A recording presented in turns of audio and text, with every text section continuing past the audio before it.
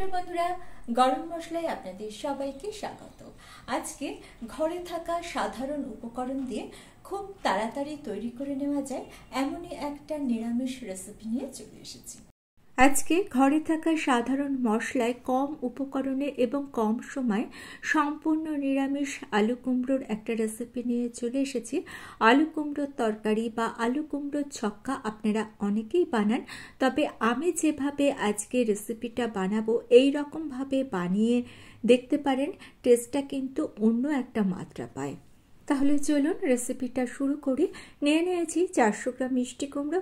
কুমড়োটাকে আমি একটু বড় করে কেটে নিয়েছি, আর 3টে মাঝারি সাইজের আলুকে আমি একটু ছোট করে কেটে নিয়েছি, অর্থাৎ কুমড়োর থেকে কিন্তু আলুটাকে একটু ছোট করে কেটে নিয়েছি। কড়াইতে দিয়ে দিলাম 3 থেকে 4 চামচ সর্ষের তেল। তেলটাকে খুব ভালো মতো গরম করে নিয়েছি। এই রান্নাটা সর্ষের তেলেই ভালো হয়, তাই আমি সর্ষের তেলেই রান্নাটা করছি। তবে আপনাদের যদি একান্তই কোনো অসুবিধা থাকে, অর্থাৎ শারীরিক কোনো অসুবিধা থাকে, সেক্ষেত্রে যে কোনো কুকিং অয়েলে রান্নাটা করতে পারেন। তেলটাকে ভালো করে কড়াইয়ের গায়েও একটু স্প্রেড করে দিলাম, এতে ভাজার সময় আর কুমড়ো আলুগুলো কড়াইয়ের তলায় লেগে যাবে না। গরম তেলের মধ্যে আলু আর কুমড়োটা দিয়ে স্বাদ অনুযায়ী লবণ দিয়ে দিলাম, হাফ চামচ হলুদ দিয়ে দিলাম। কুমড়োর সঙ্গে লবণ আর হলুদটাকে ভালো করে নেড়েচেড়ে মিশিয়ে দিচ্ছি। যদি আপনারা আলু আর কুমড়োটাকে একই সাইজে রাখতে চান, সেক্ষেত্রে কিন্তু আলাদা আলাদা করে ভেজে নিতে হবে। যেহেতু আমি একসঙ্গে কুমড়ো আর আলুটাকে দিয়ে দিয়েছি, তাই কুমড়োটাকে বড় রেখেছি, না হলে কুমড়োটা বেশি নরম হয়ে যেত। আর আলুটাকে ছোট রেখেছি, যেহেতু আলুটা সেদ্ধ হতে একটু সময় লাগে। কড়াইটাকে আমি ঢেকে দিয়েছি 5 থেকে 5.5 মিনিটের জন্য। মিডিয়াম ফ্লেমে 5.5 মিনিট মতো রান্না করে নিয়ে কড়াইয়ের ঢাকনা আমি খুলে দিয়েছি। দেখুন, কুমড়ো আর আলুর গায়ে হালকা কালার ধরে গিয়েছে। এই রকম কালার ধরা পর্যন্ত আলু কুমড়োটাকে ভেজে নিয়ে আমি একটা পাত্রে তুলে নিচ্ছি। আলু আর কুমড়োটাকে ভাজতে ভাজতে আমি একটা মশলা তৈরি করে রেখেছিলাম, সেটা আপনাদের একটু দেখিয়ে দিই। দেখুন, একটা বাটির মধ্যে নিয়ে নিয়েছি গ্রেট করা আদা। আপনারা আদা বাটাও নিতে পারেন। 1.5 ইঞ্চি আদাকে আমি গ্রেট করে নিয়েছিলাম, সেটা নিয়ে নিয়েছি। 1/4 কাপ জল নিয়ে নিলাম। এর মধ্যে দিয়ে দিচ্ছি হাফ চামচ হলুদ গুঁড়ো, 1 চামচ জিরের গুঁড়ো দিয়ে দিচ্ছি, হাফ চামচ গরম মশলার গুঁড়ো দিয়ে দিচ্ছি। গরম মশলার গুঁড়োটা এই পর্যায়ে দেবেন, টেস্টটা খুব ভালো আসে। হাফ চামচ ধনের গুঁড়ো দিয়ে দিলাম, হাফ চামচ ঝাল লঙ্কার গুঁড়ো দিয়ে দিলাম। ঝাল লঙ্কার গুঁড়োর পরিমাণটা আপনারা নিজেদের ইচ্ছে অনুযায়ী কমিয়ে কিংবা বাড়িয়ে নেবেন। ভালো করে মশলাটাকে মিশিয়ে নিয়ে আমি একটু রেখে দিয়েছিলাম। এইবার কড়াইয়ের মধ্যে দিয়ে দিচ্ছি ফোড়ন। হাফ চামচ 5 ফোড়ন আর 2টো শুকনো লঙ্কা ফোড়ন দিয়ে 8-10 সেকেন্ড ফোড়নটাকে ভেজে নিচ্ছি।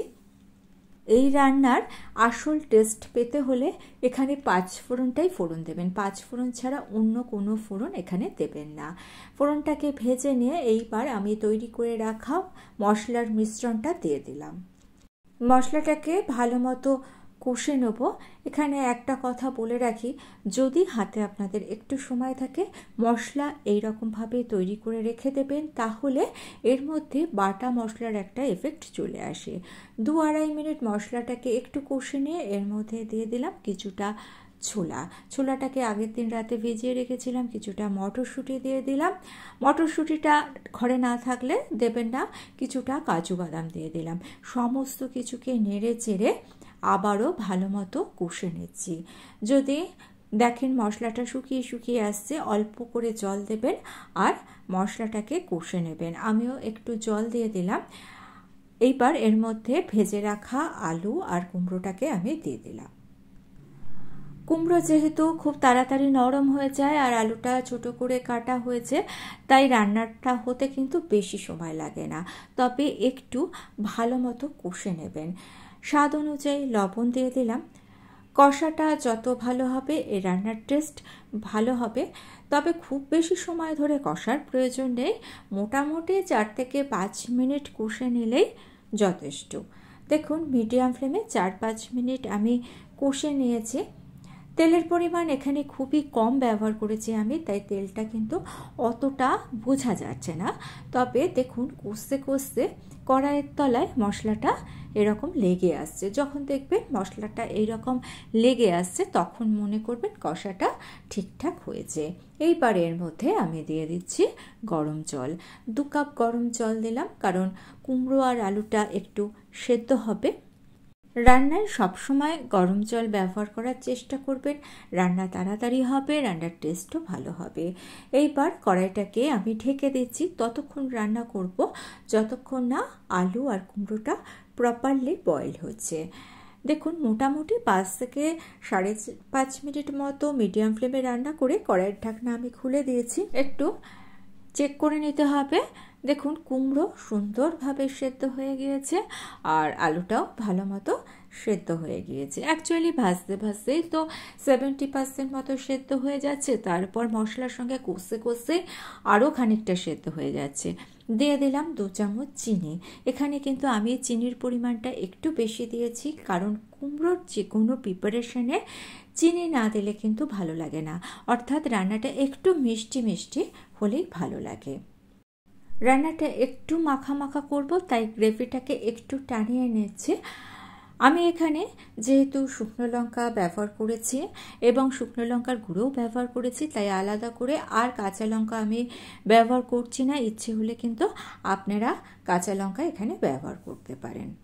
দেখুন আরও 2-2.5 মিনিট রান্না করে নিয়ে আমি গ্যাসের ফ্লেমটা অফ করে দিয়ে কড়াইটাকে ঢেকে 5 মিনিট স্ট্যান্ডিং টাইমে রেখে দিয়েছি। 5 মিনিট পর কড়াইয়ের ঢাকনাটা আমি খুলে দিয়েছি। দেখুন একটু গামাখা ঝোল আমি রেখেছি, ইচ্ছে হলে আপনারা একেবারে পুরো ড্রাই করেও করতে পারেন, তবে আমার এই রকমই ভালো লাগে তাই আমি একটু গ্রেভি রেখেছি। লুচি পরোটার সঙ্গে অসম্ভব ভালো লাগে, এমনকি রুটির সঙ্গেও কিন্তু বেশ ভালো লাগে। রেসিপিটা বানানোর অনুরোধ রইল। ভালো লেগে থাকলে চ্যানেলটা সাবস্ক্রাইব করে নিয়ে পাশে থাকা বেল আইকনটা প্রেস করে দিয়ে অল অপশানটা ক্লিক করে দেবেন, তাহলে যখনই নতুন কোনো রেসিপি আপলোড করব তার নোটিফিকেশন আপনাদের কাছে সবার আগে পৌঁছে যাবে। আর বাড়িতে বানালে কমেন্টস করে কিন্তু আমাকে জানাতে ভুলবেন না আপনাদের কেমন লাগলো। আজকে তাহলে এই পর্যন্ত। ভালো থাকবেন, সুস্থ থাকবেন।